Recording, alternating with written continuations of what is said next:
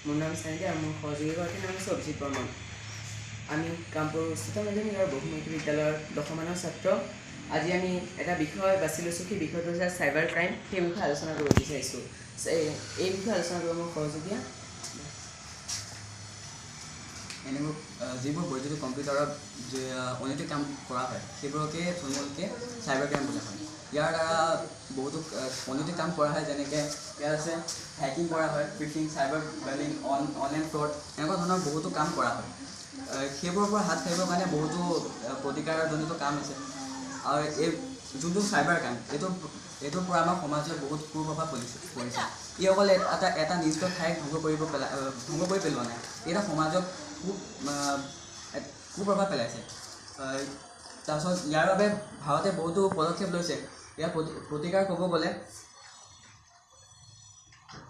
ভাৰতে বহুতো ক্ৰাইমৰ আইন ওলাইছে। সেই আইনৰ পৰা আমি চাইবাৰ ক্ৰাইমৰ যোনবোৰ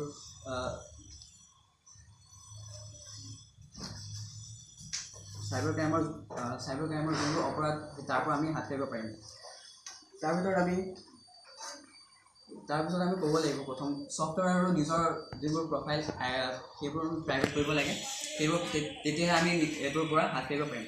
আৰু লগতে এণ্টিভাইৰাছ ইনষ্টল কৰিব লাগিব। তেতিয়া আমি ইয়াৰ পৰা প্ৰতিকাৰ পাম। ইয়াৰ প্ৰতিৰোধ কৰিলে ই আমাৰ অকল কল্যাণ নকৰে, ই গোটেই সমাজৰ কল্যাণ কৰিব। এতিয়া বাকীখিনি কি ক'ব? আৰু এই বিষয়ে আমি চাইবাৰ ক্ৰাইমখিনি ইতিমধ্যে ক'লে, আৰু তাৰ কিছুমান থিফ যেনেকুৱা থিফ আছে, তাৰ কিছুমান থিফ আছে। কিছুমান নতুনকৈ এটা ফিল্ম ৰিলিজ কৰিব বিচাৰিলে ক্ৰাইম যোনবিলাকে হেকিং কৰি থাকে সেইসকলে সেই ফিল্মটো হেকিং কৰি দিয়ে আৰু কিছুদিনৰ আগতে এইটো লিক কৰি দিয়ে। তাৰ লিক দিয়াৰ বাবে তাৰ গুৰুত্ববোৰ মানে নষ্ট হৈ যায় আৰু তাৰ কোনো ফলাফল লাভ কৰিব নোৱাৰে। এইটো আগতে আমি পাই যাওঁ।